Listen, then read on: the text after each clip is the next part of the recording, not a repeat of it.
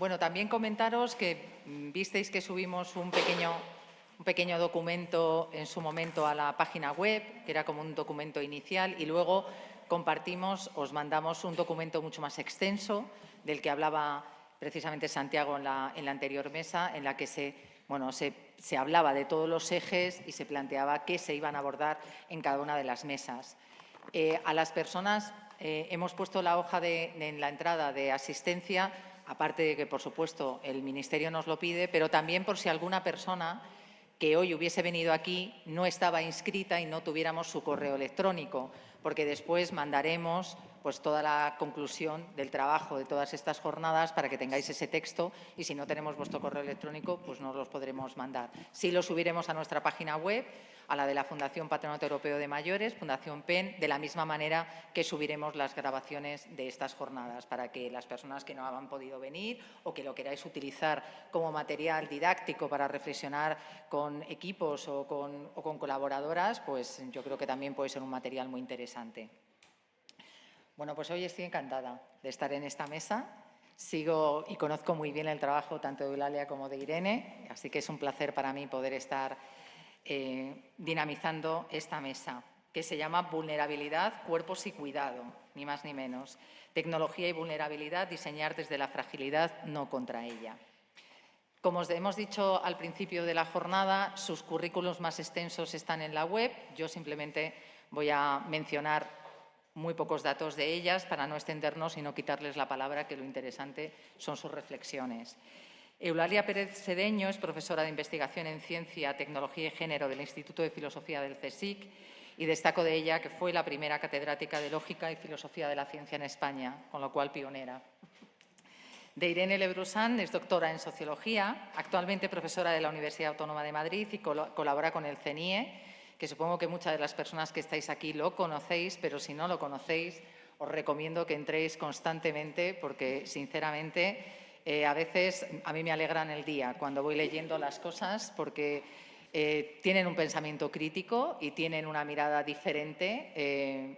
A veces, yo a veces lo comento con el equipo, digo, no sé por qué no estamos haciendo más cosas con el CENIE, porque decimos muchas cosas muy parecidas y a veces no encuentras, ¿no?, la manera de hacer cosas, pero nos encanta leerlas porque verdaderamente dan en la clave, sobre todo de lo que preguntaba antes Carmen, ¿no? Cómo hacemos preguntas y cómo nos preguntamos cosas, ¿no? Que yo creo que eso a veces nos olvidamos de que vamos dando respuestas constantemente y en realidad la única manera de avanzar y de poder pensar si lo que estamos haciendo es adecuado o no es aprender a preguntar, ¿no? Bueno, yo solo voy a hacer un poco una introducción de qué vamos a abordar en esta mesa, ¿no? Yo creo que primero queremos preguntarnos para quién funciona la tecnología, desde qué idea de cuerpo, de autonomía, de cuidado y de vida cotidiana ha sido pensada y a quién deja fuera cuando se presenta como una condición universal. Ambas lo han pensado mucho y yo creo que desde diferentes enfoques nos van a permitir pensar en estas preguntas. También vamos a profundizar en el cuidado mediado por la tecnología, desde qué cuerpo se diseña, ¿no? Porque no basta con incorporar a personas mayores como destinatarias finales de una solución tecnológica, sino que tenemos que revisar permanentemente el punto de partida y tener en cuenta quién ha definido el problema, qué se ha considerado necesidad, qué formas de dependencia se han entendido como aceptables o indeseables y qué vidas han sido marginadas como modelo, ¿no? También yo creo que podemos reflexionar, y creo que ahí vais a aportar una mirada muy interesante las dos, sobre quiénes históricamente han sido excluidas del diseño tecnológico, ¿no? Especialmente Eulalia. Esta exclusión importa mucho porque el diseño tecnológico, como ya lo llevamos diciendo a lo largo de la mañana, no es una operación neutral. Si determinados cuerpos y experiencias no participan en la producción del conocimiento, sus necesidades aparecen tarde, aparecen mal, aparecen como excepción o simplemente no aparecen. Y en relación con la vejez, fundamentalmente en esta mesa queremos ir más allá de reducir el mero hecho o el mero uso de la tecnología para paliar necesidades, para incluir una reflexión sobre cómo se ha diseñado esa tecnología, si los cuerpos diversos de las personas mayores, sus tiempos, sus deseos, sus límites han formado parte de la definición del problema o si han podido participar de la gobernanza. En definitiva, el desafío de esta mesa es poner en el centro cuestiones tan importantes y cómo las definimos, como la vulnerabilidad, no aquello como aquello que la tecnología corrige, sino aquello que nos obliga a diseñar poniendo más atención en las condiciones reales de la vida. Vamos, ni más ni menos, o sea, una cosa sencillita, así, menos mal que ya nos hemos tomado un café y hemos comido un poquito, porque a mí me va a encantar poder escucharlas y lanzarles preguntas, más lo que ellas quieran pensar, ¿no? O reflexionar. Yo empezaría por una pregunta que porque claro, esto, como os podéis imaginar, hemos mandado las preguntas a las personas que forman parte de las mesas también para que pensaran el sentido que tienen, si querían modificar alguna cosa. Y voy a formular una pregunta que me encantó lo que respondió Irene, que espero que ahora también lo haga, porque eso es lo que demuestra cómo piensas verdaderamente en la posibilidad de la respuesta, ¿no? Y si la pregunta está bien formulada. Yo por eso me atrevo a hacerla, porque a lo mejor lo que tenemos que cambiar es en sí misma la pregunta. Y os la hago a las dos, y empiezo contigo porque me pareció muy curioso lo que nos respondiste, ¿no? ¿Qué cambia cuando dejamos de pensar la vulnerabilidad como una excepción o como un problema individual y empezamos a entenderla como una condición compartida que debería orientar el diseño de las tecnologías? Bueno, esto, por introducir brevemente, ¿no? Cuando voy a conversaciones de este tipo, pues a veces es verdad, ¿no? Tienes esa previa conversación, te plantean las preguntas. Y tengo que decir que generalmente son preguntas con las que, bueno, siempre hay alguna un poco más compleja o más... Pero no me había encontrado con preguntas tan sumamente complejas como a las que me voy a enfrentar hoy. Sobre todo porque algo que pensaba en ese momento mientras las leía es: yo quiero hablar de esto con Eulalia, con Mónica, con las personas que están allí, pero con un par de cervezas así durante muchas horas. Porque realmente hay una dimensión y una profundidad en ellas que me llevan a un poco lo que yo dije en ese momento, que es, pues no sabría cómo responder a esta pregunta. Me parece extremadamente compleja, porque, bueno, todos partimos de nuestros propios marcos conceptuales y nos defendemos como podemos con ellas, pero este tipo de preguntas te hacen repensar acerca de concepciones que tienes previamente. Y algo que me sucede siempre que hablamos sobre la vulnerabilidad es... bueno, algo que me sucede siempre, no, algo que me sucede desde hace poco con la vulnerabilidad es que de repente me he dado cuenta de que tenemos incluso diferentes concepciones acerca de lo que es la vulnerabilidad. Entonces, incluso esto, el hecho de no tener, no digo que tengamos que tenerlo, pero ya digo, todo lo que me surgían eran dudas. El hecho de no tener una definición hegemónica de la vulnerabilidad, sino que incluso estamos en un contexto social en el que la vulnerabilidad cambia día a día y en el que depende de qué tema específico estemos hablando, nos encontramos con diferentes conceptos de la vulnerabilidad, complejiza enormemente el tipo de soluciones que podemos dar. Voy a poner ejemplos que a mí siempre me funciona esto, al menos en mis clases me funciona muy bien. Si hablamos de vulnerabilidad en los entornos digitales y estamos pensando en los patrones oscuros, ¿no? Y este tipo de mecanismos que hacen que sean más adictivas las páginas web en las que nos metemos, resulta que la vulnerabilidad ya no es la que concebíamos antes. Podemos tener una enorme preparación y un conocimiento científico, de lo que queráis, que resulta que nos encontramos metidos en la misma cuestión. Sigue siendo infinitamente difícil darnos de baja de Netflix, aunque previamente lo hubiésemos conseguido con un solo clic. Es decir, estamos enfrentándonos de repente a una vulnerabilidad, personas que en teoría no somos vulnerables. Es decir, claro, es verdad que ¿cómo vamos a comparar esta vulnerabilidad con la vulnerabilidad? Yo soy socióloga y me dedico especialmente a cuestiones de exclusión social, desigualdad. ¿Cómo vamos a comparar esta vulnerabilidad con la que sufren las personas en Cañada Real? Es una barbaridad. ¿Cómo vamos a comparar esta vulnerabilidad con la que sienten determinadas personas con una fragilidad explícita que están en una residencia de mayores? Tenemos aquí a Vicky Zunzunegui, se me está viniendo el 7291 a la cabeza, ¿no? ¿Cómo vamos a comparar estas vulnerabilidades? Entonces, todo esto voy a intentar aterrizarle y decir pues es que no lo sé, es que quizá necesitamos hacer una reflexión bastante más sosegada y bastante más, no sé si aterrizar la palabra, pero sí que más sosegada y en el que empecemos a escuchar a voces diferentes para incluso redefinir esto de la vulnerabilidad, qué entendemos por tal y sobre todo el cómo lo abordamos dependiendo del contexto específico en el que estemos hablando. Yo no sé si es una buena respuesta, pero Sí. es la que puedo dar. Sí, además yo creo que en relación con lo que estás comentando, me está viniendo como a la cabeza esta idea de qué poco, o sea, cuánto nos cuesta vivir en la incertidumbre, ¿no? Cuánto nos cuesta vivir en un concepto que no tenemos perfectamente definido, cerrado, ¿no? Y que todo el mundo comparte, ¿no? Entonces yo creo que me gusta este planteamiento de, bueno, es que a lo mejor tenemos que hablar de vulnerabilidades, de quién nos vulnerabiliza, por qué estamos definiendo a alguien como vulnerable, que a mí también es un concepto que muchas veces chirría, ¿no? No sé si las personas son vulnerables o están vulnerabilizadas por condiciones y situaciones.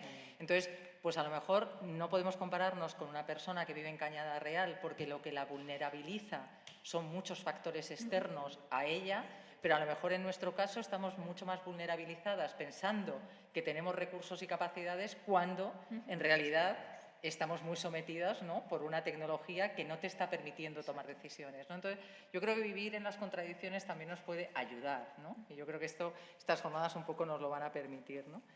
En tu caso, Eulalia, ¿qué nos dirías? Bueno, yo creo que es que más que vivir en contradicciones, lo que tenemos que pensar es eso, en que son vulnerabilidades diferentes y que lo que desde el feminismo llamamos la situacionalidad es importante, ¿no?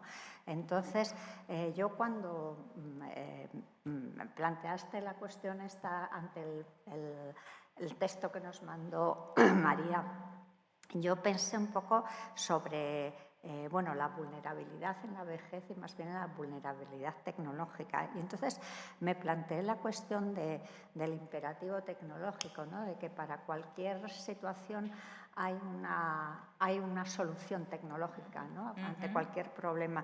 Entonces es una cosa además que me surgió antes también en la mesa anterior, que siempre estamos pensando que la tecnología da soluciones a determinados problemas que hemos producido, pero ¿por qué pensar en que las soluciones tienen que ser tecnológicas? ¿Por qué no pensar en otro tipo de soluciones? Porque muchas veces las soluciones no vienen dadas por la tecnología, vienen dadas por la situación social, cultural, económica, etcétera, etcétera, ¿no? Entonces creo que es... por ahí quizá, yo tampoco tengo la respuesta, pero bueno, quizá habría que pensar. Son respuestas, estáis dando bastantes respuestas, ¿eh? Muy bien, y también os preguntaría a las dos, ¿qué riesgos aparecen cuando las soluciones tecnológicas, en realidad un poco hilando con lo que estás diciendo, Eulalia, se dirigen a personas catalogadas como vulnerables, pero no transforman las condiciones sociales, materiales o relacionales que producen esa vulnerabilidad, ¿no? Al hilo de lo que tú has dicho, ¿no? ¿Qué pasa cuando nos centramos en la tecnología como la solución y no en qué causa ha sido la que estamos denominando que a una persona la ha vulnerabilizado? Bueno, en primer lugar hay que tener en cuenta que las tecnologías no salen de nada, o sea, las diseñamos nosotros y nosotras, ¿no? Bueno, más nosotros que nosotras, todo se ha dicho, pero, o ellos que nosotras, ¿no? Eso se ve muy bien, por ejemplo, en las tecnologías, cuando piensas para quién se construye ves, por ejemplo, en las tecnologías del cuidado, ¿no? Estos robots y tal, ¿no? Cómo están volviendo a poner de manifiesto la división sexual del trabajo, ¿no? Cómo aparecen sesgos de género en el diseño. Claro, históricamente los cuidados los hemos hecho las mujeres. Bueno, pues resulta que los robots estos que te cuidan o los que te atienden cuando aprietas el botón y tal tienen una voz femenina, ¿no? Ahí ya estás metiendo un sesgo, porque la neurología no es neutra, ya se ha dicho aquí por activa y por pasiva, ¿no? Los algoritmos y los sensores y los dispositivos pues están reflejando los valores de las personas que las crean, que insisto, son mayoritariamente varones. Hace poco tuvimos ocasión en el Instituto de Filosofía de hablar sobre un libro que acaba de publicar un compañero nuestro, Javier Echeverría, que se titula, por cierto, No hay derecho, porque digamos es una reacción ante el contrato con Microsoft que tuvo que firmar. Una reivindicación, ¿no? ¿Qué? Sí. Una reivindicación. Entonces, yo me tomé la molestia de ver quiénes eran los CEOs, que se dice ahora, de las grandes compañías de este tipo, ¿no? Son todos señores. Aparece una señora, perdón, es la alergia.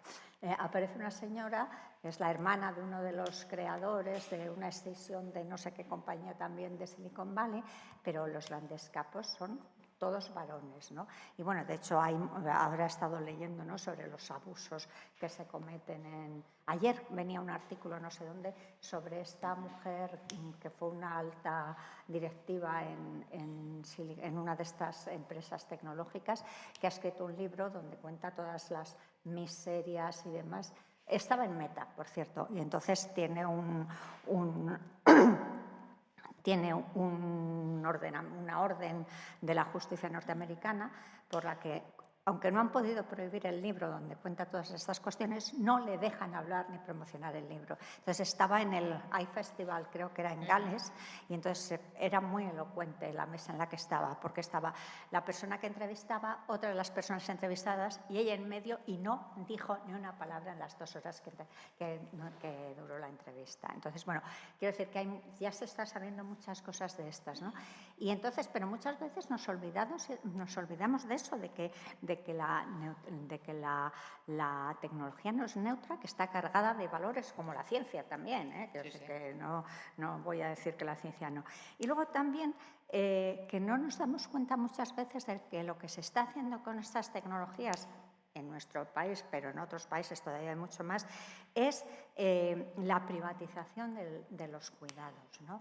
O sea, estás poniendo en manos de estas empresas que son las que crean estas tecnologías, las que construyen estas tecnologías, todos los cuidados de las personas mayores y las personas dependientes, y entonces lo que estamos haciendo es una cosa que también ha salido en la mesa de antes, que es sustituir las redes de apoyo comunitario y la corresponsabilidad social, ¿no? A mí me ha llamado la atención mucho una frase que ha dicho una de las personas de la mesa anterior, que decía, es que me la he apuntado porque me ha llamado mucho, vivimos una sociedad individualista sin individuos. Sí.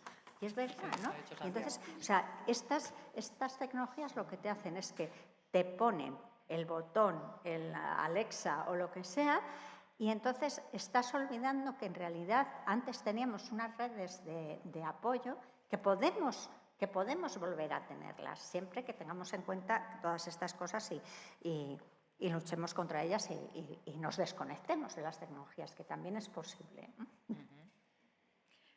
Qué difícil hablar después de Eulalia.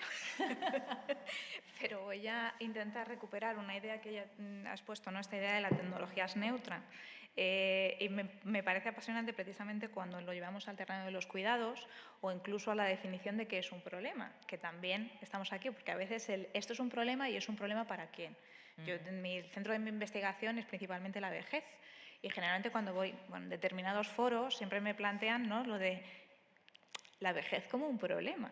Y claro, yo a veces... O sea, la alternativa es morirse. Yo no le veo el problema a esto de envejecer. Pero generalmente no hay un abordaje que tiene que ver con cuestiones financieras, con cuestiones económicas, con esto de las arcas del Estado, Estado de Bienestar. Pero bueno, voy a intentar no irme por esa vía, pero sí que hacer referencia para hacer énfasis sobre esta cuestión, que a veces la definición del problema está intervenida por las propias concepciones que tiene quien puede establecer qué es un problema y qué no lo es. Y me acordaba de algo a raíz de esto de la tecnología no es neutra y ese sesgo de género, porque esto me llama muchísimo la atención. Cuando vamos a ferias tecnológicas donde están hablando, ¿no?, de las innovaciones tecnológicas y la inteligencia artificial que es maravillosa y va a solucionar todos tus problemas, y de repente te muestran qué es lo que han diseñado para abordar los cuidados y para abordar la independencia de las personas mayores, pues te encuentras con te encuentras con la realidad de que esas personas que han diseñado aquel instrumento nunca jamás han cuidado a nadie. Entonces, claro, uno de los problemas que encontramos, por ejemplo, era que uno de los grandes problemas que hay en cuidados, por ejemplo, tiene que ver con levantar a personas que no pueden levantarse y demás. Esto genera un gran problema sobre quienes cuidan. O sea, esto es una dificultad física. Resulta que sobre esto no se ha diseñado todavía nada que pueda solucionarlo. Entonces, una de las propuestas era una especie de camilla, ¿qué tal? Y me decían las personas, lo que pasa es que no han tenido en cuenta cómo se mueven los cuerpos y entonces la persona mayor se cae al suelo, se desliza. Otra de las soluciones era un andador con un motor que estaba muy bien para subir las cuestas, pero para poder mover aquel andador, ¿no? Para poder activar ese motor, había que apretar las manillas, Claro. derecha e izquierda. ¿Qué pasa cuando las personas mayores tienen un desequilibrio en la fuerza de las manos? Pues que tenemos a una persona haciendo un loop sin poder moverse, y claro, te das cuenta de...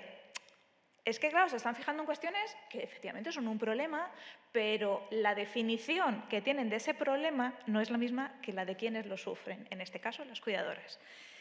¿Qué es lo que nos encontramos? Pues que tenemos, por un lado, una serie de respuestas parciales, a veces también soluciones a problemas mal definidos y, por lo tanto, podríamos simplificar que no existen.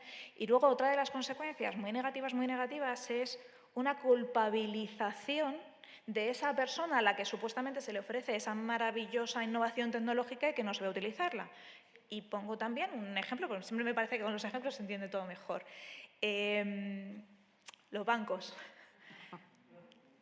Cobrar una pensión está mediada por un banco. Tú no puedes ir y llevártelo ahí en tu monedero, no, está en un banco. ¿Qué pasa? Que para sacar tu dinero de la pensión tienes que hacerlo a través de un cajero automático de un banco, porque ahora, bueno, pues se decidió que lo de los cajeros y la interacción humana pues no sale rentable a estas grandes empresas bancarias, entonces nos ponen esta maquinita. Entonces dicen, es que las personas mayores no saben utilizar los cajeros automáticos, fíjate la de gente que está aquí detrás, entonces hay que darle un curso a esta persona porque no sabe usar el cajero automático. En cualquier otro contexto, si tuviésemos un producto que no funciona adecuadamente, lo que haríamos sería cambiar el producto. Yo escribí una vez algo en mi blog en CNE que se llama Las latas de piña. Si yo soy un vendedor de piñas y resulta que mis latas en las que vendo mis conservas, bueno, la gente no puede abrirlas, lo que yo hago es cambiar el diseño de la lata, porque evidentemente hay un problema de diseño. Pero aquí lo que estamos diciendo, cuando la gente no es capaz de utilizar bien esta tecnología, es que el problema está en esa persona. Es decir, estamos cambiando también la responsabilidad, porque estamos diciendo, si tenemos esta solución maravillosa, si no te soluciona nada, es que el problema está en ti. Entonces, bueno, a mí uno de los grandes riesgos, intento aquí ser breve, pero uno de los grandes riesgos y sobre todo uno de los grandes problemas a los que nos enfrentamos es esto, es que se produce una culpabilización de la persona a la que no se le resulta un problema y además estamos generando un problema nuevo porque estamos diciendo, no, es que necesitamos una mejor educación tecnológica, una alfabetización, etcétera, etcétera. Y nos podemos encontrar con situaciones en las que una persona que tenga una buena alfabetización digital no pueda usar tampoco este tipo de cajeros automáticos porque resulta que tiene pues una pequeña, artrosis, y lo que sucede es que estas máquinas no están adecuadamente diseñadas para este tipo de problemas. Entonces, bueno. Eso me viene al pelo porque es que eso tiene mucho que ver con la falacia de la autonomía, ¿no? Se venden esas tecnologías como una solución autosuficiente que libera de cargas y que lo que está haciendo es poniéndotelas más. Yo no sé si recordáis cuando empezaron a ponerse estas máquinas en los supermercados donde tú te tenías que pesar de autopago, ¿no? y tenías que pesarte la fruta o la verdura, ¿no? Yo recuerdo que me pasaba muchas mañanas ayudando a personas mayores porque no sabían. Entonces, o sea, no se les ocurría, como dices tú, cambiar el diseño o poner a un señor o una señora que te ayude a pesar. Entonces, esa idea, ¿no?, de que no, eso te libera. Pero ¿qué pasa cuando no te libera? ¿Qué pasa cuando lo que está es produciendo un problema mayor? Porque al final lo que haces con esas personas es que se consideren unas inútiles cuando no lo son, que la vejez no es ninguna incapacidad. Pues, por supuesto que puedes tener todo tipo de problemas y achaques, pero el ser viejo o vieja no dice que seas tonto o tonta necesariamente, ¿no? Hay muchos jóvenes que lo son. Yo aquí añadiría una cuestión, porque este ejemplo me ha parecido muy interesante, porque no solamente se produce, ¿no?, esta vulnerabilidad o culpabilización en esta dirección, sino en la otra. Y estoy pensando en la de la persona que tenía esa profesión en la que pesaba esas frutas, el frutero. Claro, de repente, ¿no?, hay como una especie de apropiación, no sé cómo, no es exactamente una apropiación, pero al final lo que estamos diciendo es, el trabajo que tú hacías es que lo puede hacer cualquiera. Entonces esto ya no tiene valor, te puede sustituir una máquina que en realidad está generando todos estos problemas y en realidad está ocasionando una disfunción social, porque al final que tú vayas a la compra y acabes decidiendo no comprarte los plátanos porque aquello es un horror, aquello es excesivamente difícil, bueno, estamos, ya digo, generando dos problemas, pero que a veces es ya digo, ¿no? Era un poco como esta idea de esa promesa de lo digital, lo tecnológico, como una especie de liberación y como una especie de supuesta equidad, igualdad, que realmente no solamente no ha funcionado, sino que está generando y poniendo de manifiesto nuevas y viejas disfuncionalidades de la sociedad que tenemos. Claro, y en relación con lo que estáis diciendo, aunque me salga un poco, lo estábamos hablando tomando el café, cómo también se nos ha vendido la promesa de que toda la tecnología nos facilita la vida, ¿no?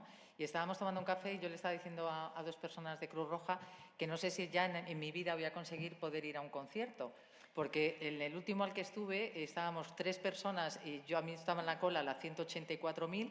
Y cuando ya me tocó comprar la entrada, que una había comprado en la 98.000 por 100 euros, a mí ya me costaba 300, ¿no? Y estábamos comentando, oye, qué fácil era cuando antes te ibas a una taquilla, esperabas una hora o lo que fuera y te comprabas la entrada. Ahora te dicen, no, es que mucho más fácil. ¿Pero cómo que mucho más fácil? O sea, me voy a tirar la misma hora o más y luego encima no voy a conseguir la entrada, ¿no? Entonces, también nos han vendido esta como estás en casa, estás cómoda, ¿no? Puedes hacerlo de una manera fácil, pero a mí me parece que es todo lo contrario, ¿no? Es lo que decías tú, es el desplazamiento del trabajo. O sea, tú dices, bueno, la tecnología, en el caso, por ejemplo, de los robots de cuidado o lo que sea, este tipo de cosas, ¿no? Pues, vale, te pueden facilitar las cosas, pero te añade una carga de alfabetización, también de mantenimiento, porque esas tecnologías hay que mantenerlas, ¿no? Quiero decir, no están ahí de por vida, no sé, a lo mejor hay que echarles aceite o cargarlas o lo que sea, ¿no? El aceite supongo que no, pero quiero decir que necesitan un mantenimiento técnico que además muchas veces ese mantenimiento técnico y esa alfabetización no recae en los propios usuarios, pero también en las personas que cuidan a esos usuarios. Lo que decías tú de las cuidadoras para levantarlo y tal. Pues resulta que si le ponen esa camilla que luego resulta que se desliza, encima tiene que aprender a utilizarla. O sea, que le estás añadiendo carga de trabajo, no estás desplazando el trabajo. De hecho, le añades más carga. Le hablábamos antes también con respecto, por ejemplo, a los estándares de limpieza. Es verdad que tenemos máquinas estupendas para lavadoras, aspiradoras y tal, pero hace 50 años lo que se hacía eran 2 limpiezas generales al año. Ahora tienes que estar constantemente pasando la aspiradora y pasando la, ¿cómo se llama? La cosa esta que al vapor y tal y cual, ¿no? Entonces, ¿qué? La vaporeta. A la vaporeta, gracias. Y en relación con lo que habéis planteado del cuidado, claro, yo creo que, no sé cómo lo veis vosotras, es como que se ha diseñado mucho la tecnología del cuidado pensada desde la autosuficiencia, pero no desde la interdependencia, ¿no? Entonces, ¿lo veis así y cómo cambiaría si nos centráramos más en la interdependencia? Yo de hecho, no voy a contestar, voy a meter otra variable distinta. No, creo que está relacionado y creo que alude a esta cuestión de la interdependencia y esa visión de la autonomía. Pensamos en estas tecnologías que están dirigidas, ¿no? O que están pensadas como que van a fortalecer esa autonomía, pero esto sucede en contextos donde es imposible ser independiente. Y me explico.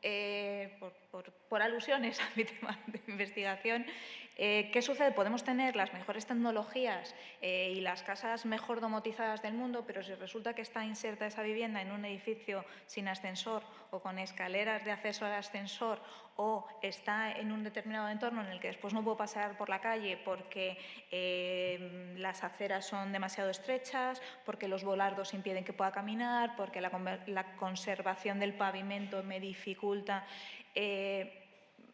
Estamos en una situación en la que no estamos teniendo en cuenta que esa autonomía se supone que va dirigida para la continuidad de la permanencia de la persona en la sociedad, es decir, para poder interaccionar con los otros. Sin embargo, no estamos habilitando todas aquellas condiciones que posibilitarían esa participación real en la sociedad. Es decir, que está muy bien que yo pueda ser autónomo en mi casa, pero si no puedo salir a la calle y relacionarme con la gente, pues en realidad ¿de qué estamos hablando? Entonces, ya digo, yo le doy la vuelta un poco por estas cuestiones, que es que a veces estas innovaciones tecnológicas dirigidas a esa supuesta autonomía, primero, no están conectadas con el resto de las esferas de la vida, como si resulta que ahora solamente fuésemos entes tecnológicos, o como me decía alguien, no, es que los espacios de socialización ahora son Internet. Ojo. No, no, ¿por qué? Bueno, lo que decía Eulalia, esto no es neutro y tenemos una empresa detrás, pero además son un tipo de relaciones muy viciadas. Bueno, vuelvo a mi foco, que es necesitamos esa continuidad en sociedad. El ser humano es social por definición. No podemos existir en aislamiento, no existimos en el vacío, necesitamos a los otros. Y al final estas tecnologías están muy enfocadas a la autonomía en la vida cotidiana, a la hora de poner un café, comer, etcétera, etcétera, que evidentemente es necesario y es imprescindible, pero es necesario e imprescindible ¿para qué? Para lo siguiente, que es que yo pueda seguir en esta supuesta, no sé, pirámide de Maslow una vez que tengo superada esa base, pero para poder hacer lo siguiente, que es poder continuar viviendo una vida que merezca ser vivida. ¿Querías añadir algo más? No voy a añadir nada más porque creo que está muy bien todo lo que ha dicho. Pues fíjate que tirando de lo que acabas de decir, yo te haría una pregunta también compleja, ¿no? Como qué condiciones sociales deberían estar garantizadas antes de pedirle a la tecnología que resuelva problemas vinculados al envejecimiento, a la soledad o a la dependencia. Coge lo que quieras, que a lo mejor todo mucho. Bueno, como ya he hecho referencia antes por mi tema de investigación y porque incluso voy más allá, ¿no? Lo que a mí me llevó a investigar y lo que me llevó a preguntarme por determinadas cuestiones sociales tiene que ver con la base de partida, que son las condiciones materiales. O sea, al final es un poco, esto es, puedo tener esta tecnología para hacerme el café, pero necesito dinero para poder comprarme el café. Si no, ya mal. Entonces, a mí, sobre todo, me parece que tenemos que ser capaces de garantizar esas condiciones materiales que pasan por muchas cuestiones y por muchos abordajes, pero también por una reivindicación social acerca de la importancia de esas condiciones materiales. Es decir, que también a veces esto de la tecnología hace que pongamos el foco sobre cuestiones que van más allá, que pueden ser interesantes, que pueden ser una ayuda, pero no una solución. Yo pondría mucho el foco en esto. Y hago una pequeña referencia, para poner un ejemplo, a algo que justamente no he comentado, el tema de la soledad. Entonces, a mí, claro, cuando se plantea esto del abordaje de la soledad desde las nuevas tecnologías, para mí el gran problema es, hay personas expertas en la sala sobre el tema de soledad, pero aún así yo me voy a atrever a decir, la definición de la soledad es la desconexión o la lejanía entre las expectativas de las relaciones sociales que tenemos y las que realmente tenemos. Es decir, ¿no? Lo que quiero y lo que tengo. ¿Qué pasa? Que cuando estamos haciendo una definición de la soledad que puede solucionar una IA, en realidad es que no estamos comprendiendo qué es la soledad.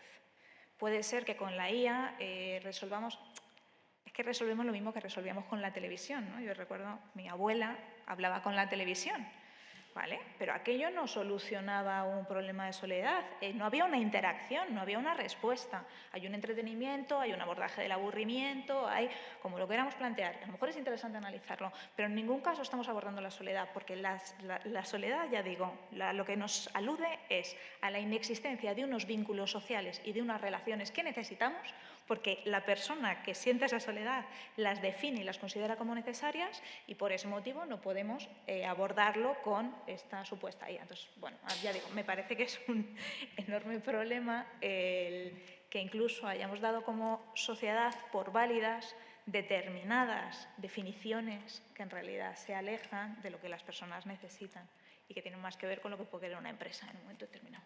Claro, e incluso también nosotros desde el Patronato Europeo de Mayores bueno, somos muy críticas con cómo se define la soledad. También en esta sala lo saben muchas personas y sobre todo que creemos que se ha puesto de moda. Sí.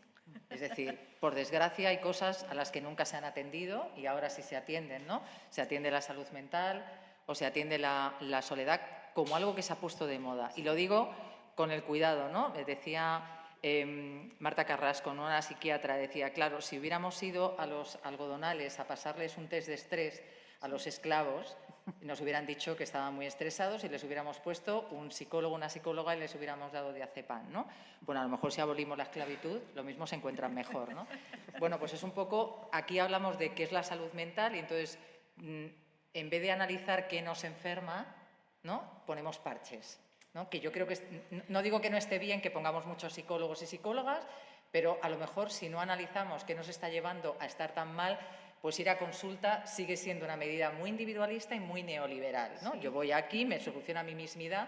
Entonces, con la soledad, ¿no? Me parece que es un poco esta idea de Nosotros hemos hecho un estudio hace poco y al final se habla tanto de la soledad en los medios de comunicación que una señora nos dijo en una investigación que salía por la mañana, desayunaba con su hermana, luego iba a, no sé si a Cruz Roja, iba luego a hacer voluntariado en otro sitio, hacía gimnasia, luego se iba con unas amigas a tomar el té, luego tal, y luego nos decía, sí, pero por la noche llego a casa y estoy sola.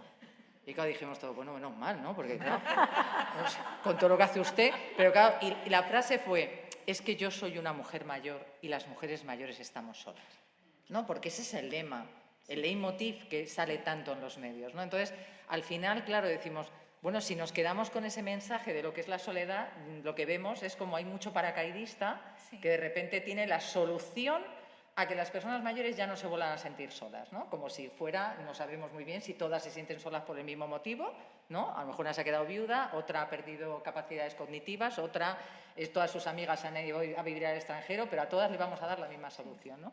Y esa solución parece que puede ser hasta tecnológica, ¿no? Entonces, es como el miedo, ¿no? A nosotras en el patronato, en la Fundación, lo que nos da miedo a veces es cómo problematizamos este concepto y qué soluciones le estamos dando a algo que parece que todo el mundo entiende que lo causa lo mismo, pero no lo causa lo que nosotras creemos que lo causa, que es vivir en una sociedad individualista, sin interconexión, sin poner en valor la vida de los demás y el centro de la vida, o sea, la vida de la gente en el centro, porque yo creo que estamos poniendo la soledad de la gente en el centro, no su vida. A lo mejor si le preguntáramos por su vida nos diría otras cosas aparte de que siente soledad. A lo mejor siente insatisfacción, rabia, asco o miedo, ¿no? Pero yo no he visto ningún congreso sobre el miedo, pero sí sobre la soledad, hay muchísimos, ¿no? Entonces, no sé esto cómo lo veis, ¿no? ¿Cómo creéis que también desde la tecnología a veces se están abordando temáticas tan complejas como puede ser la soledad, a lo mejor desde un aparato o desde una tecnología que no sabemos si ha venido para ayudar, para sustituir, para acompañar, para trabajar con ella? No sé cómo lo reflexionáis, cómo lo veis. Hay, bueno, son muchas cosas lo que has planteado, ¿no? Yo creo que el problema es que solemos ver la tecnología más como aparatos tecnológicos y la tecnología es mucho más que eso. Es una educación, es una institución también, ¿no? Es algo contextual. No sé, yo veo esto de la soledad un poquito como pasa con la salud, ¿no? Se ve la salud como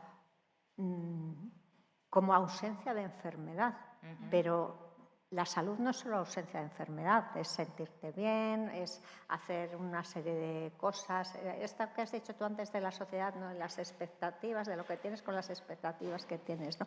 Es una definición un poco peligrosa, ¿eh? Porque seguramente la señora esa que se sentía sola por la noche, lo que quería era tener a alguien también por la noche con quien hablar. Claro, por supuesto. Pero por lo menos con quien hablar, no sé si en la cama, pero bueno. ¿No? Pero sí, creo que es un poco esa cuestión, ¿no? Que lo vemos como aparatos puntuales y creo que hay que verlo en un contexto más amplio. Y creo que como una cuestión educativa también es importante verlo, ¿no? Porque lo que nos están enseñando con esto, o se nos pretende enseñar con estas tecnologías, es a usarlas, sin plantearnos en ningún momento por qué las tenemos que usar.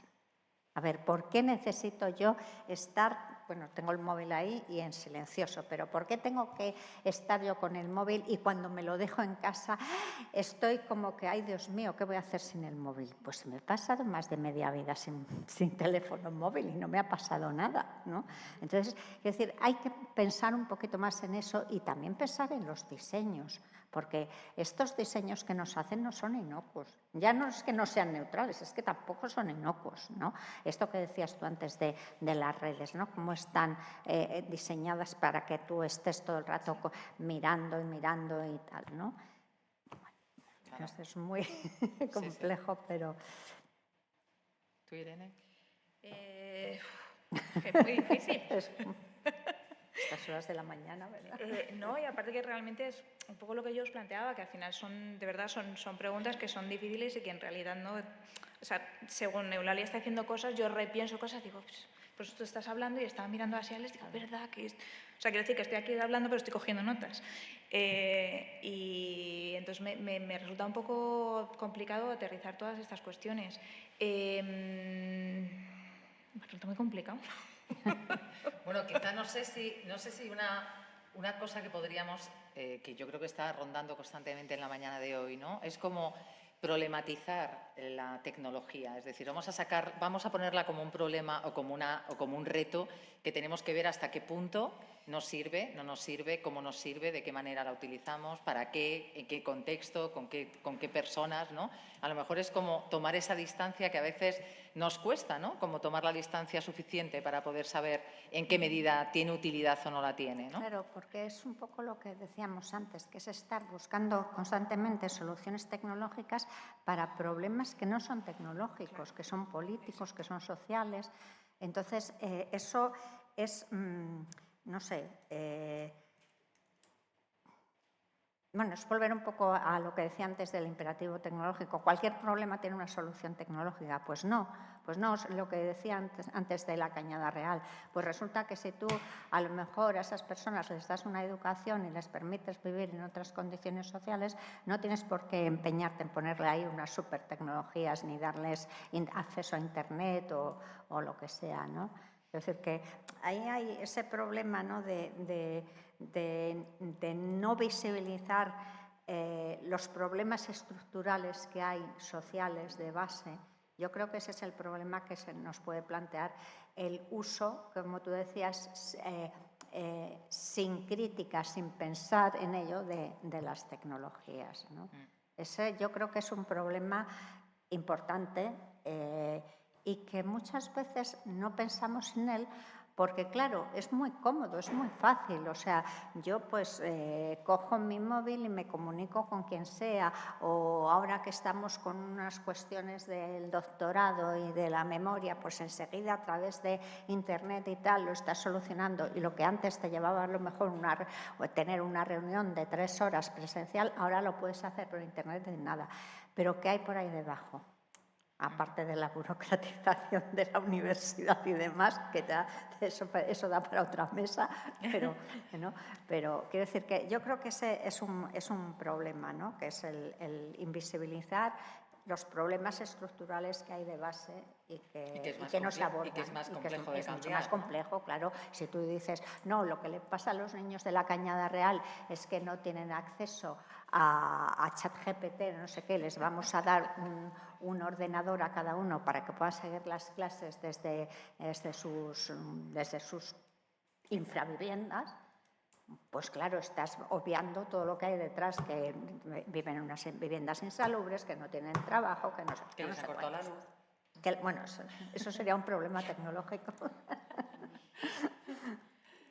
Y antes has hablado del cuidado. Tú, como filósofa feminista de la ciencia, ¿cómo miras una tecnología como las que se están diseñando, por ejemplo, para el cuidado, ¿no? Que lo ha comentado un poco antes Irene, o para combatir este tipo de cuestiones como la vulnerabilidad? ¿Cómo lo ves desde tu perspectiva? Bueno, yo lo veo desde una perspectiva bastante crítica, porque creo que estas tecnologías del cuidado lo que hacen es feminizar una servidumbre digital, ¿no? Con las voces que se le ponen, los roles sumisos, ¿no?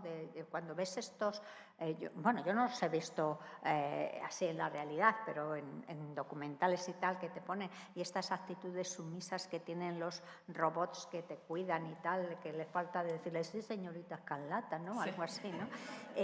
Y entonces, bueno, el refuerzo de los estereotipos que supone todo esto y la naturalización también de los roles del cuidado en las mujeres. Yo creo que esos son problemas que no se están abordando porque los están diseñando señores. Claro. Ya. O señoros, ¿no? Que diríamos, ¿no? Entonces, yo creo que eso hay...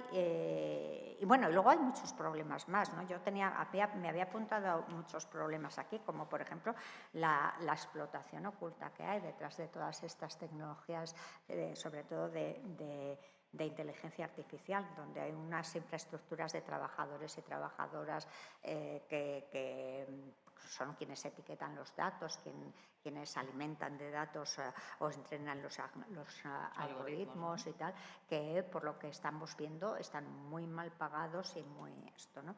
Entonces, yo creo que hay todos esos problemas, ¿no? De los refuerzos de los estereotipos, de esa explotación oculta y demás, que lo único que hacen es reforzar una y otra vez la imagen esencialista de que los cuidados no solo los hacemos, sino que los debemos hacer las mujeres.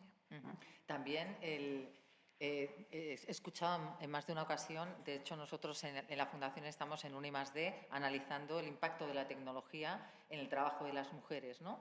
La videovigilancia. Bueno, eso sí.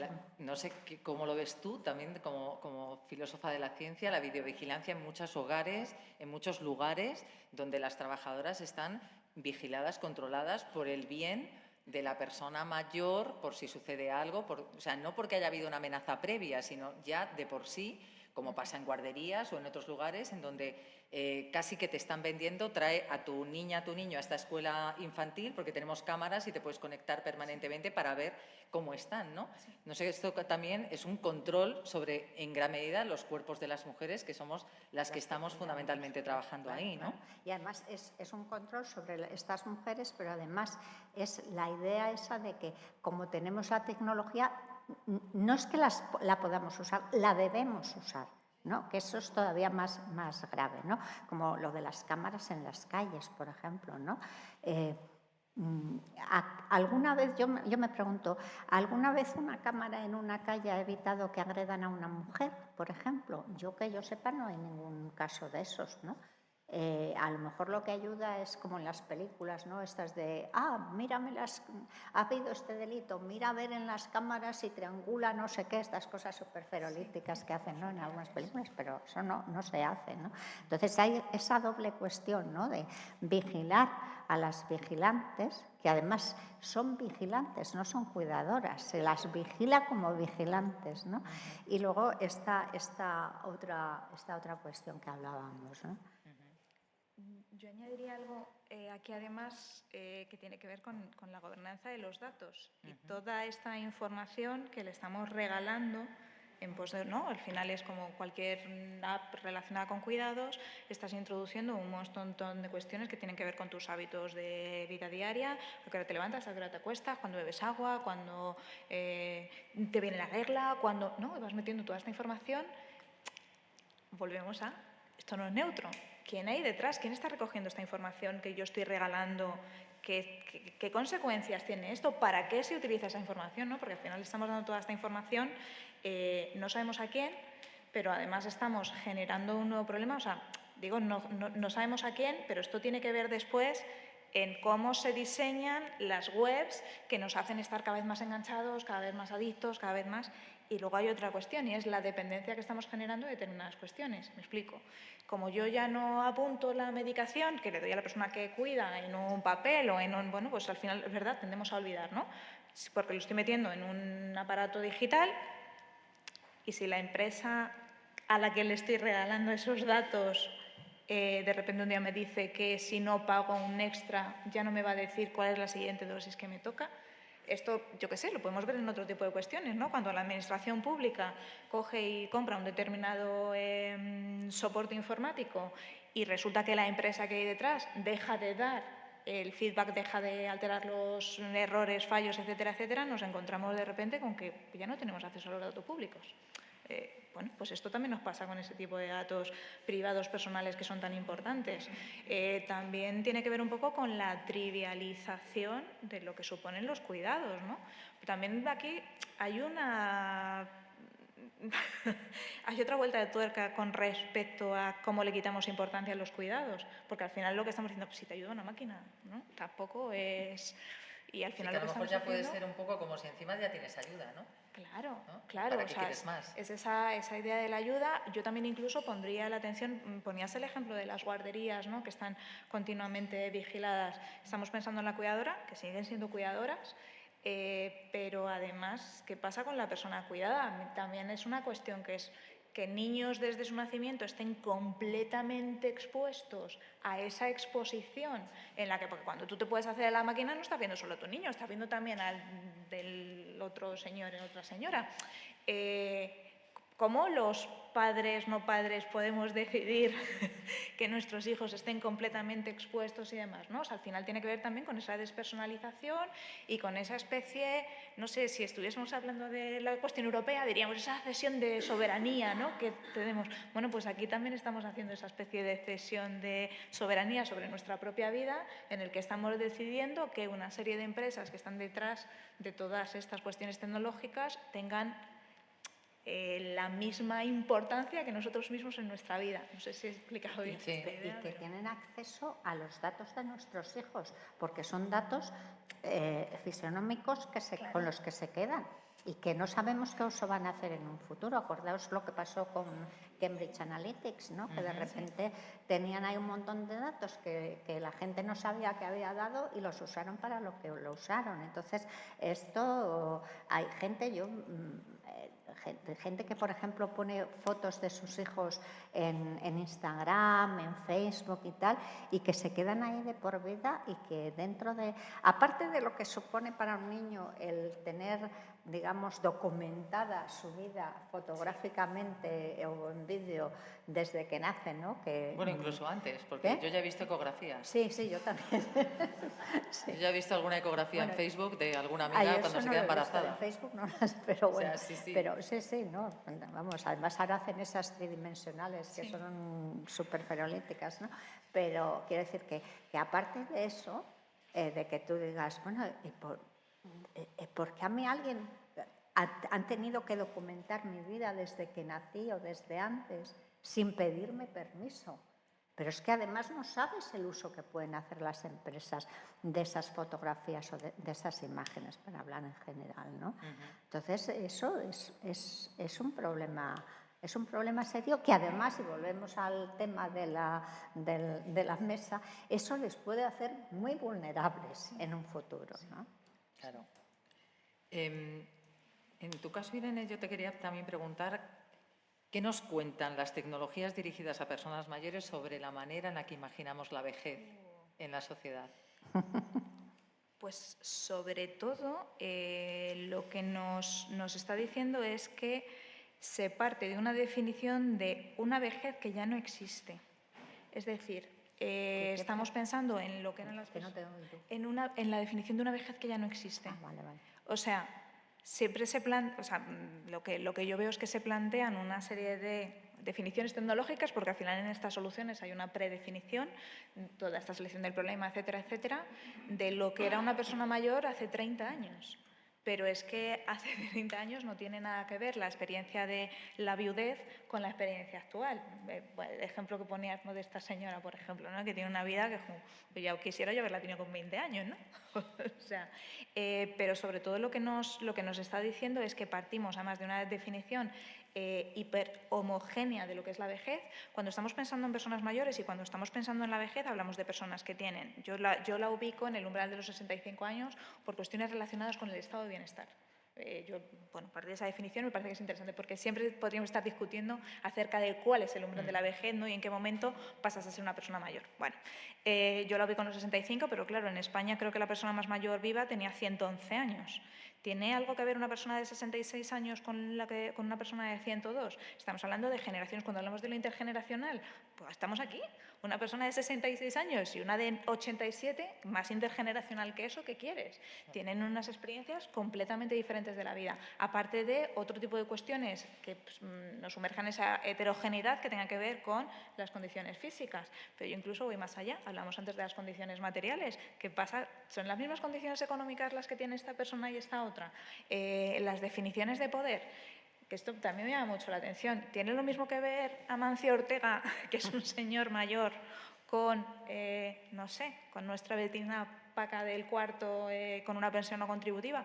No, es que no estamos hablando de la misma definición. Sin embargo, con la vejez pasa algo muy curioso que no pasa con otras etapas, a veces un poco con esa idea de la juventud, ¿no? Que parece que la vejez es una especie de umbral mágico que nos homogeneiza y que hace desaparecer todos los deseos, necesidades, etcétera, etcétera. Trayectoria, ¿no? Exactamente, más allá, tu historia vital de repente deja de tener relevancia en tu propia vida porque pasas a ser parte de este grupo de personas mayores, porque pasas a ser parte de esta vejez. Y entonces hay, bueno, pues esta serie de diseñadores que están diciendo es que los problemas son estos. Ejemplo, el de la soledad. Volvemos a retomar el tema, pero me parece que es uno de los más fáciles. Es que ahora es verdad, a cualquier problema que tengamos en nuestro haber, que a veces tiene que ver con crisis existenciales incluso, lo denominamos como soledad.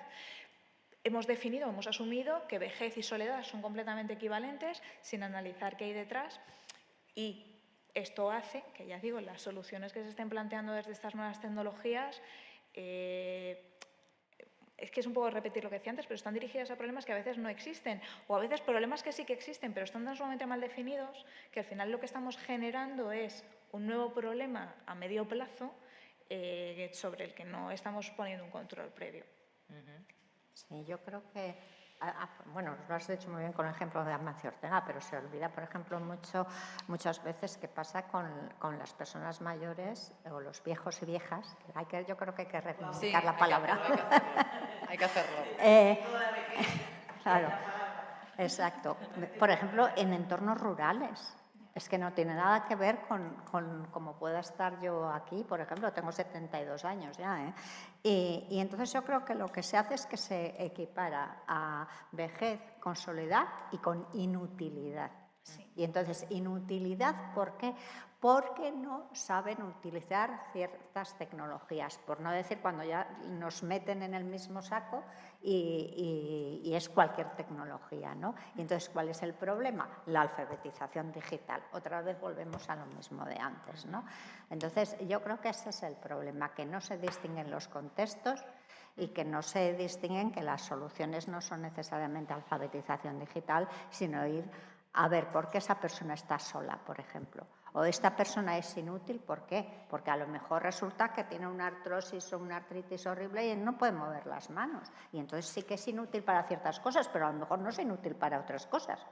Por ejemplo, a lo mejor es inútil para mover las marchas de una moto, por ejemplo, pero puede hacer otras muchas cosas, ¿no? Sí, yo en relación con lo que estáis diciendo me acuerdo, no voy a decir la ciudad, pero que hicieron un estudio de por qué personas mayores que antes eran personas independientes y autónomas dejaron de serlo, ¿no? Y entonces, bueno, pues una socióloga hizo un estudio allí y claro, lo que se dieron cuenta es que la gentrificación, ¿no?, había hecho que todos los locales del barrio, ¿no?, de una ciudad importante, céntrica, se habían puesto por las nubes, habían desaparecido las tiendas del barrio, habían puesto galerías de arte, unas cafeterías que valía más que en el aeropuerto tomarte un café y por supuesto no había mercerías, ya no había pescadería y entonces, claro, todas las personas mayores que antes salían con su bolsa o con su carrito, ahora ya tenían que depender de que algún familiar o algún vecino o vecina las llevara a comprar fuera de la ciudad, ¿no? Entonces, a veces esta idea, ¿no?, que es un poco lo que está rondando en esta mesa, esta idea al final de, bueno, no estamos poniendo cuál es la causa de las cosas que se provoca, pero estamos poniendo una solución sin el análisis, ¿no? Entonces, claro, es como, estas personas ahora son dependientes, hay que ponerles un autobús para ir a comprar fuera. Bueno, a lo mejor si las tiendas siguieran existiendo, esas personas serían perfectamente independientes y autónomas para poder ir a la compra sin tener que contar con nadie, ¿no? Entonces, yo creo que a veces perdemos, ¿no?, esa mirada, ese foco, ¿no? Estamos como aquí y a lo mejor habría que subir, ¿no?, para darnos cuenta de qué causas hay detrás, fundamentalmente sociales, igual que en la salud se hace las causas sociales que inciden en la salud, ¿no?, que no siempre es el que tú fumes, que pueden ser otras cuestiones, ¿no? Yo también te quería preguntar una cosa que no te he preguntado antes y que podía haber conectado con algo que has comentado, ¿no? ¿Cómo nos enseña la historia de la exclusión de las mujeres en la ciencia sobre las tecnologías que hoy diseñamos, ¿no?, para cuerpos considerados vulnerables. Yo creo que tocado mi tema. Claro, te toca tu tema, que antes me he ido por otro lado, pero esto es como muy importante, ¿no?, de reflexionar sobre ello. Pues la historia de la expresión de las mujeres en la ciencia pues nos muestra muchas cosas, pero una de ellas es que cuando un grupo es borrado de la producción de conocimiento, pues también sus cuerpos y sus necesidades quedan borrados, ¿no? De todo, ¿no? No solo del conocimiento, sino que también se consideran como desviaciones, ¿no? Y entonces eso tiene mucho que ver con que, bueno, la medicina, lo sabemos, ¿no? Tradicionalmente ha considerado que el cuerpo estándar, el cuerpo universal es el de los varones y de hecho… Jóvenes. Varones, sí. Sí, pero también jóvenes. Sí, de determinada edad, sí, jóvenes, claro, eso se ve muy bien en los dummies, ¿no? Justo.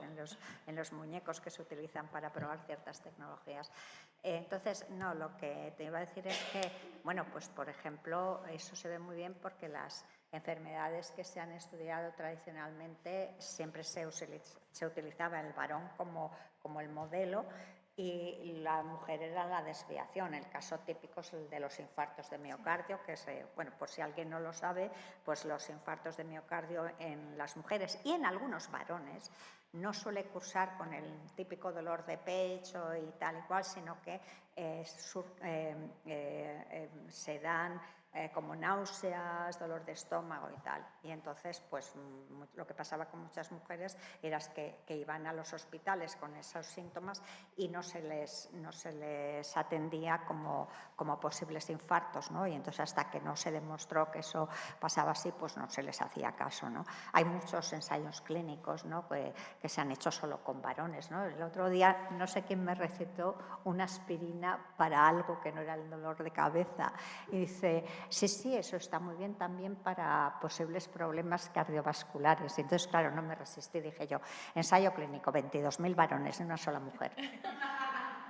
O sea, es que es así, ¿no? Y es un ensayo clínico del 77 y se sigue diciendo que la aspirina es estupenda para prevenir esto. Y entonces, bueno, claro, el resultado ha sido que solo se ha estudiado a las mujeres cuando eran cosas que tenían que ver con la reproducción. Y no todo, porque fíjate, el clítoris se está estudiando ahora. Sí, exactamente, menos mal, ya empezamos a saber lo que es. Menos mal, ¿no? Ya iba siendo hora, ¿no? Pero bueno, entonces, no, lo que ha pasado también es que además la exclusión ha derivado en una exclusión epistémica, en una devaluación epistémica. O sea, el conocimiento de las mujeres no se ha tenido en cuenta para nada. Yo ahora estoy trabajando mucho sobre historias clínicas. Por ejemplo, ¿qué pasa cuando las mujeres van a las consultas? Y seguro que eso lo hemos experimentado todas. Porque, vamos, o sea, no solo en las consultas ginecológicas, que también, pero en las consultas normales, es que no te hacen ni caso los médicos. Tú les dices, ellos son la autoridad y tú eres epistémicamente tonta, por no decir otra cosa más fuerte, ¿no? Entonces, te estás dando cuenta de que se está cometiendo lo que nosotros llamamos una injusticia epistémica tremenda, porque se nos priva de autoridad, de cosas que yo voy a conocer mejor que tú, porque yo sé lo que siento en mi cuerpo y yo sé si me duele aquí, me duele allá o me duele donde sea o la punta del dedo, pero no. Y además, esto tiene mucho que ver con la tecnología, porque no sé si os habéis dado cuenta, pero últimamente los médicos no te escuchan, miran las pruebas tecnológicas. Entonces tú les puedes decir, no, mire, es que, vale, usted me está diciendo esto, pero es que a mí lo que me duele es este otro sitio. No, mire usted, el TAC me dice esto. Bueno, pero es que a mí me duele otra cosa. Yo ahora estoy teniendo un ejemplo muy cercano. Entonces, todo tipo de pruebas rarísimas y costosísimas seguramente. No quiero ni pensar en lo que costaría en la privada, ¿no? Y resulta que, no, mire, es que no tiene nada que ver con eso. Es que tiene que ver, es que a mí me pasa esto otro. Bueno, pues es que mire usted, tengo aquí el TAC, tengo aquí la gastro no sé qué, tengo tal, y no me dice nada de eso. Bueno, pues vale, ¿no? Entonces, sí, quiero decir que la exclusión de las mujeres, pues todo esto y muchas más cosas que Claro, podemos e incluso pensando en diseños o en temas tecnológicos, si se nos ha excluido epistemológicamente siempre, no creo que ahora se nos esté teniendo mucho más en cuenta, cuando además tú estás diciendo, ¿no?, como has dicho antes, que en gran medida tecnólogos son hombres y pensarán desde esa perspectiva y esa óptica, ¿no? Efectivamente. Pero aquí introduzco, o sea, Perdona un momento. Hay una cosa que decía Hipócrates, bueno, que se supone que decía Hipócrates, que decía que el médico, lo principal que tiene que hacer es escuchar al paciente, ¿no? Y eso no lo hacen ahora los médicos. Yo me encontré hace unos años con un médico, no me he vuelto a encontrar con uno así, que fue porque tuve un problema que no se sabía qué era y entonces me hicieron varias pruebas tecnológicas. Y entonces yo llego a la consulta del médico y me dice, bueno, ¿qué le pasa a usted? Digo, bueno, pues tiene usted ahí las pruebas. Dice, no, dígame lo que le pasa y lo que siente usted. Y me quedé así y dije, yo usted ha leído a Hipócrates. No lo he vuelto a encontrar, ¿eh? Siempre primero te miran a ver qué me dice esta foto de su retina, a ver qué me dice no sé qué. Pero, y bueno, algunos sí que te escuchan y te preguntan, ¿no? Pero primero, esto es lo que se llama la medicina basada en la evidencia, que ha hecho mucho daño. Sí, sí, bueno, y antes de que tú respondas, sí, yo me acuerdo en una facultad que me decía un geriatra que recomendaba a todos sus alumnos y alumnas que se fueran un tiempo a países donde no existía tanta tecnología para que aprendieran a diagnosticar sin tantas pruebas, ¿no? Porque esto es muy reciente, es decir, las pruebas médicas no han estado siempre y se diagnosticaba, se podía diagnosticar mejor o peor, ¿no? Pero decía, tenéis que ir a lugares donde tenéis que poner otros conocimientos en juego y no solo basaros en pruebas que aquí a veces incluso se sobrepasa, ¿no? Hay uno de los maltratos que es la sobrediagnosticación, ¿no? Y el hacer demasiadas pruebas, por ejemplo, a personas mayores, ¿no? Que en muchas ocasiones casi tienen más un peligro que una ventaja, ¿no? ¿Qué querías decir? Recordaba, a raíz de esto que comentabais las dos, enlazando con una cuestión anterior, que precisamente este foco siempre en el cuerpo masculino como epicentro de todo es lo que también nos da lugar a una mala definición de determinados problemas. Y me voy porque es verdad que esto nos pasa en medicina, pero nos pasa también cuando analizamos los usos de la ciudad. Es decir, a la hora de diseñar cómo se mueve una determinada línea de autobús, se han tenido en cuenta predominantemente una serie de posiciones y de usos de la ciudad que no tenían que ver con los usos que hacían las mujeres. Entonces, ¿qué es lo que sucede? Pues que al fin las mujeres no están teniendo una buena solución de sus problemas de movilidad, por ejemplo. Con temas sociales nos pasa también. En los infartos se ha estudiado a los varones, pero en el gran estudio de la felicidad que hay, que es uno que parte de Harvard y que nos hable acerca de la importancia de las relaciones sociales, etcétera, etcétera, que en realidad lo que dice el estudio es que las personas más felices eran las que estaban casadas. Ellos, ¿no? Ellos, claro. porque este estudio se hizo con alumnos de Harvard en un momento determinado en el que a Harvard solamente podían acudir los varones y se tomó en contrapunto con personas de un barrio pobre que eran varones. Entonces es verdad que tenemos un gran análisis longitudinal con un dinero, con un estudio muy interesante, pero las conclusiones que tenemos son las referentes a una serie de varones, de estratos socioeconómicos diferentes, pero de hombres. Podemos hacernos la referencia a las mujeres que más se suicidan son las mujeres casadas y los hombres que más se suicidan son los hombres solteros. O sea, claro. Eso ya es un dato, ¿eh? Que sepáis que es un dato cierto. Hay un análisis fuerte detrás, ¿eh? Esto está súper demostrado. Pero al final es eso, o sea, incluso en cuestiones sociales no tenemos un verdadero conocimiento de qué es lo que sucede con las mujeres. Además, a las mujeres, como siempre se nos asocia, cuestiones que tienen que ver con los cuidados, con quitando una vez que me encontré con un panel hablando de cuidados solamente señores, me sorprendió infinito, porque digo, esto ni buscándolos así concienzudamente puedes encontrar que solamente entre 5 personas hablando en una mesa solo sean hombres hablando sobre cuidados. Pero bueno, ya digo que hay una previa división de cuáles son los problemas que en principio nos atañen a unos y a otros y claro, como hay un apriorismo y una predisposición de ese problema, lo que tenemos es el resultado que efectivamente es el único resultado posible que podemos tener y por lo tanto la solución que busquemos desde lo tecnológico pero también desde otros prismas va a estar basada en un problema mal definido y por lo tanto que no es el real en el que tenemos. Claro. Bueno, ya para ir terminando, os quería también hacer como una pregunta a las dos, ¿no? ¿Qué tendría que cambiar? Y aquí tampoco es complicado, pero bueno, vamos a pensar, ¿no?, en alguna idea en el diseño, la investigación o las políticas públicas para que las personas mayores no sean solo las destinatarias de tecnología, sino voces con capacidad de definir qué cuidados necesitan, qué tecnología desean y si es que les apetece y les da la gana utilizarla, porque también estamos en la imposición de que sí o sí la tecnología tiene que estar porque es buena, porque es fácil, porque nos mejora la vida, ¿no? Y parece que la negación es que eres un reaccionario, una persona que no quiere vivir en el mundo y, ¿no? ¿Cómo podemos hacer eso? ¿Qué claves se os ocurrirían? A mí se me ocurren dos cosas muy fundamentales. Una, por un lado, primero, análisis de la situación real. ¿Qué problemas hay? ¿Qué problemas tienen las personas mayores reales?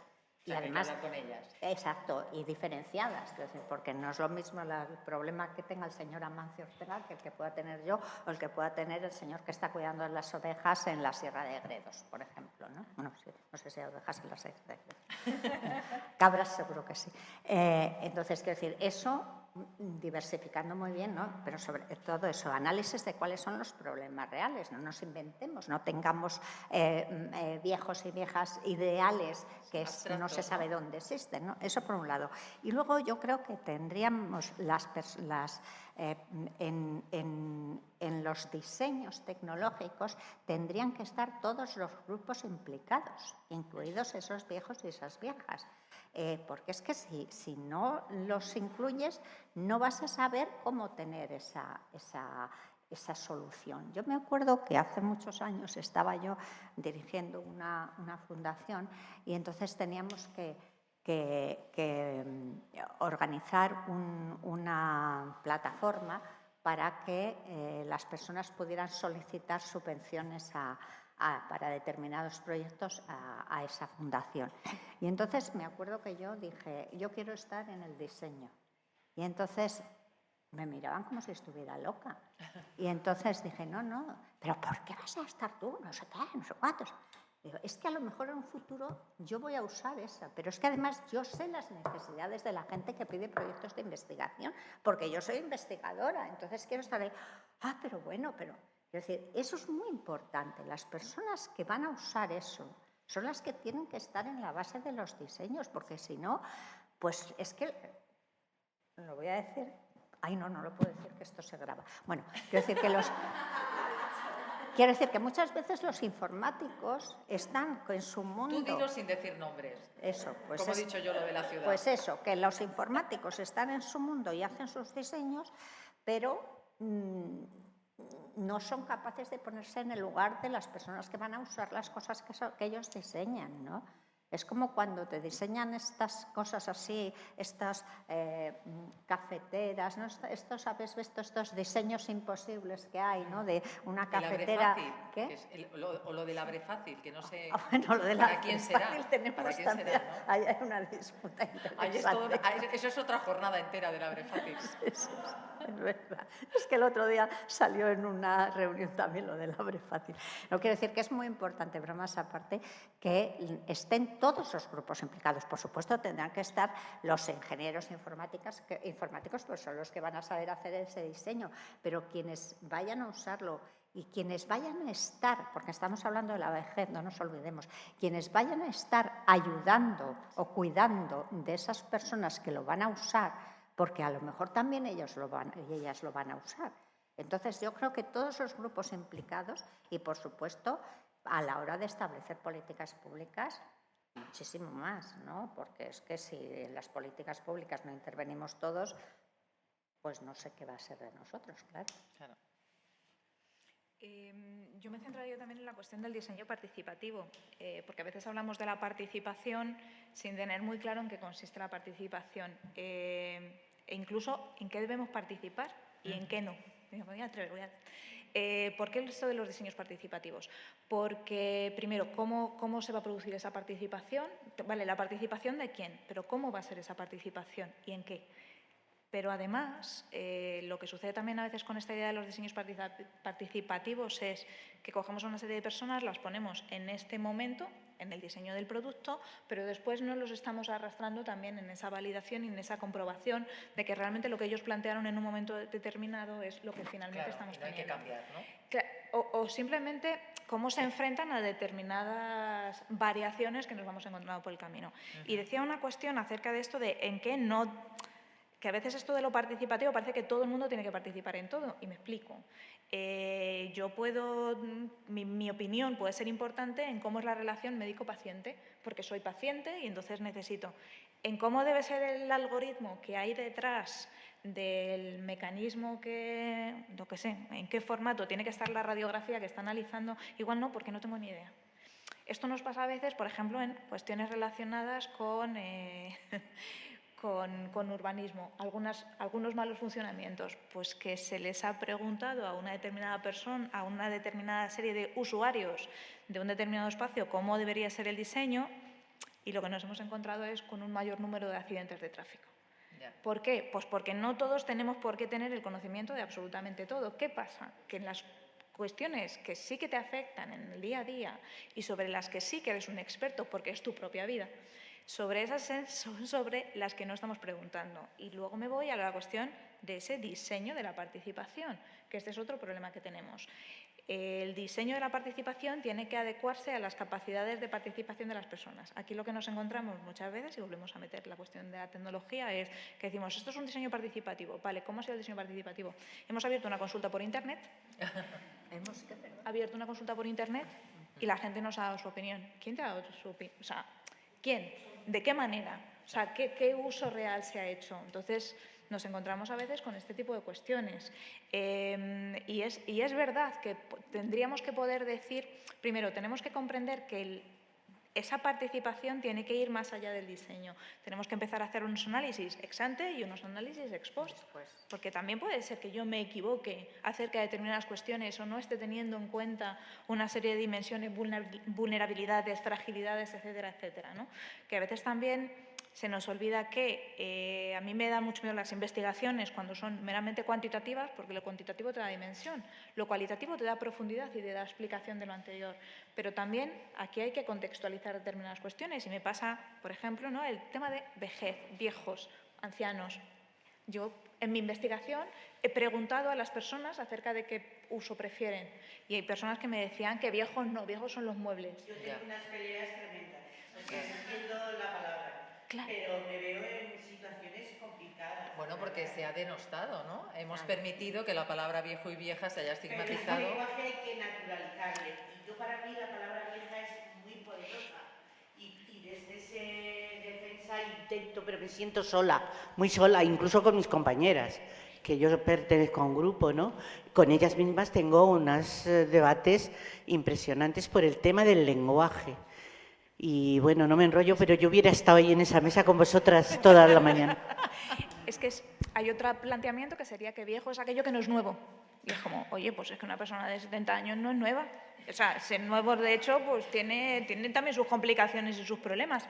A lo que voy es a que también hay una heterogeneidad en lo cualitativo que es necesario analizar, ¿no? Cuando dicen, no, esto es así porque han participado y a lo mejor tienen 20 personas mayores. Y resulta que en las 20 personas mayores que han recogido son una de un pueblo de Galicia, otra de un pueblo de Fuentefreno, hablamos de la ruralidad de Ciudad Real, de Castilla-La Mancha y la ruralidad de Galicia, pues no tiene nada que ver. Hemos cogido a Amancio Ortega, hemos cogido... Y claro, al final es como, sí, si tienes 20, 30 personas, pero realmente has intentado recoger tantas cuestiones que no llegas a eso que los sociólogos llamamos saturación, que es que no llegamos a tener realmente un resultado consistente que nos permita establecer unas soluciones reales, ¿no? Que a veces esto del diseño participativo, en realidad lo que tenemos es un picoteo de lo que son opiniones y que a veces, bueno, las herramientas que utilizamos tampoco son las adecuadas. A mí me da ese dolor de corazón cuando me dicen, ¿hemos hecho una encuesta? No, has hecho un sondeo. Si yo cojo y pregunto en esta sala qué pensamos con respecto a algo, puedo generalizar y decir que las personas de esta sala nos hemos puesto de acuerdo sobre esto, pero no es una representación ni de las personas de determinada edad, ni siquiera de las personas de Madrid o de las personas que en este momento están en este distrito de Madrid. Bueno, Claro. con esto voy a que los diseños participativos necesitan ir un poco más allá y a comprender mejor la realidad social para realmente poder tener unos buenos resultados que mejoren nuestra vida y no la Y empeoren. lo que has dicho tú, que es muy importante, hacer un análisis después del diseño, ver cómo funciona, porque muchas veces te puedes equivocar. Yo voy a aprovechar ya que te tengo aquí, que sé que has sido asesora en algún gobierno de presidencia, ¿no? Y no te has querido meter en la pregunta con la política pública, ¿no? Que Es verdad, verdad. Es verdad. Sé que te has escapado, pero te cojo. ¿Qué hay que hacer? O sea, sé que no podemos encerrarles en una sala a todos los políticos y contarles, pero salen de esta misma sociedad con los mismos prejuicios, estereotipos, de la misma mirada, que puede ser poco crítica. Entonces, ¿cómo llegas a plantearles, a justificar, ¿no? O con investigación o con una mirada más crítica, cómo hay que hacer ciertas cosas en relación, sobre todo, con personas mayores, cuando estamos hablando de tecnologías? ¿Cómo entienden esta mirada? O si eres capaz de llegar a trasladarles esta heterogeneidad de la que tú has hablado. Pues aquí me pasa una cuestión y es que siempre hablamos, ¿no?, de los políticos. Voy a decir algo aquí, como si en realidad fuesen, les estamos Igual como una cosa homogénea, ¿no? como una cosa homogénea, pero también con una especie de todopoder que no es tal. Y me explico. Cuando estamos hablando en las políticas públicas, es verdad que tenemos a un cuerpo ministerial, vamos a decir, ¿no? Tenemos a un determinado político, pero es que debajo hay muchas personas trabajando, es decir, que a lo mejor tenemos también que empezar a hablar no solamente de la dimensión política, de las politics y las policies, sino que tenemos que hablar también de la administración. O sea, a mí me sorprende porque al final la ejecución de las políticas depende de una serie de personas, pero es que incluso el diseño de las propias políticas también depende de una serie de equipos y de una administración que está ahí. En determinados, hago alusión a esta cuestión, pues un tema en el que hicimos un determinado informe y, bueno, pues este informe, pues, lógicamente recibió una serie de críticas, porque además partía de un organismo del Gobierno. Y en realidad algunas de las decisiones con respecto a la inclusión de los temas y de los no temas no venía desde aquí arriba, venía desde aquí. Era una persona que en ese momento estaba coordinando el equipo y a quien le pareció que esta idea era interesante y esta idea no lo era. Y esto a veces se nos olvida. Es decir, también hay cuestiones que no creo que sean resultado que son resultado no del azar, pero sí al final de lo que sería esta interdependencia que también se nos olvida cuando hablamos de las políticas públicas. Es que no solamente tenemos esta dimensión, sino que tenemos esta otra. En España, concretamente, vivimos en una triple administración que tendría que hablar mucho más entre ella y que no suele hablar. Y que esto hace, si nos vamos a la cuestión de las personas mayores, pues que la calidad de la atención que se da desde el servicio de atención a la dependencia que tenemos en una comunidad y en otra, no son ejemplos, no tiene nada que ver. Entonces, sí que creo que hay una serie de mecanismos para cambiar este tipo de dinámicas. Ahora mismo pues, estamos, ¿no?, en un planteamiento que hemos pasado a la evidencia científica, ¿no?, este evidence-based policy, para poder hacer planteamientos que funcionan mejor, pero al final la dimensión política no deja de ser un reflejo de lo que es la sociedad. Y es que, en este caso concreto, si somos una sociedad edadista, ¿cómo no vamos a tener unas políticas edadistas? Si es que somos edadistas con nosotros mismos, ¿cómo no vamos a después reflejarlo en esa otra dimensión? Entonces, aquí me parece que tiene que haber, y no quiero alargarme tampoco muchísimo la pregunta, pero me parece que tiene que haber una mejor interconexión entre los diferentes niveles. Pero ya digo algo que a mí me sorprendió, porque a mí me gusta mucho, me encanta criticar las políticas. No la política en general, sino las políticas. Pero es muy fácil porque en realidad es criticar sobre algo que está diseñado. Es decir, hacer esa supervisión, hacer una supervisión de una tesis es mucho más fácil que hacer una tesis. Eso es así.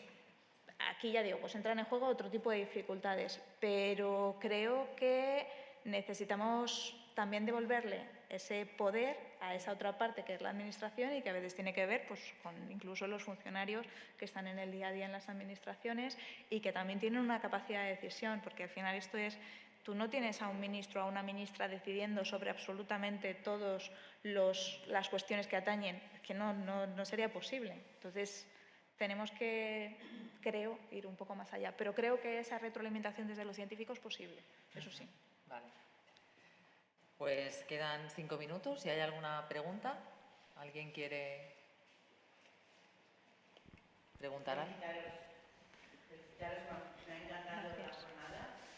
Y bueno, todavía hubiera seguimos, debatido, hubiera participado ahí en esa mesa con muchísimo gusto porque soy activista social y Mónica me conoce Sí, es y que soy además muy que reivindicativa una y de además las- rebelde de las de lideresas de naturaleza. Villaverde.